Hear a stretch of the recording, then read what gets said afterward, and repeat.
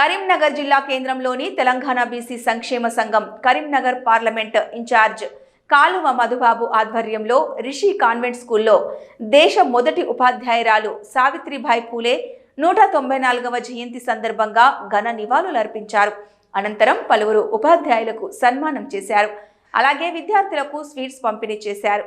కార్యక్రమంలో కరీంనగర్ నగర మాజీ deputy mayor Guggilla Ramesh, Telangana BC సంక్షేమ సంఘం రాష్ట్ర వర్కింగ్ ప్రెసిడెంట్ బొల్లం లింగమూర్తి పటేల్లు ఈ సందర్భంగా మాట్లాడుతూ, నిన్న తెలంగాణ రాష్ట్ర ప్రభుత్వం మహిళా ఉపాధ్యాయ దినోత్సవంగా ప్రకటించడాన్ని తెలంగాణ బీసీ సంక్షేమ సంఘం హర్షం వ్యక్తం చేసింది. దేశ మొట్టమొదటి ఉపాధ్యాయురాలు సావిత్రిబాయి పూలే సమాజం కోసం మంచి చేద్దాం అనుకునే ప్రతి ఒక్కరూ కూడా నడిచేది ముళ్ళబాటలోనేనని, సాటివారి కోసం బ్రతికేవారు చేయాల్సింది ఆ ఒంటరి ప్రయాణమేనంటూ ఆమె ధైర్యం చెబుతూ ముందుకు సాగిందన్నారు.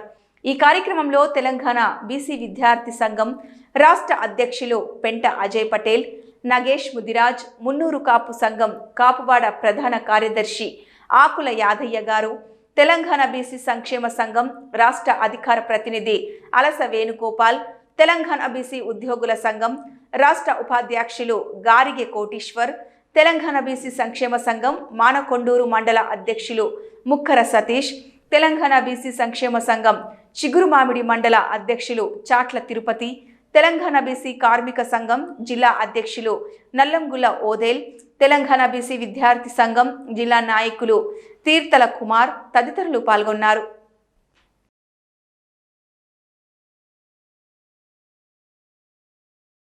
తెలంగాణ బీసీ సంక్షేమ సంఘం ఆధ్వర్యంలో ఈరోజు రిషి కాన్వెంట్ ఆధ్వర్యంలో మహాత్మా సావిత్రిబాయి పూలే జయంతి ఘనంగా నిర్వహించుకోవడం జరిగింది.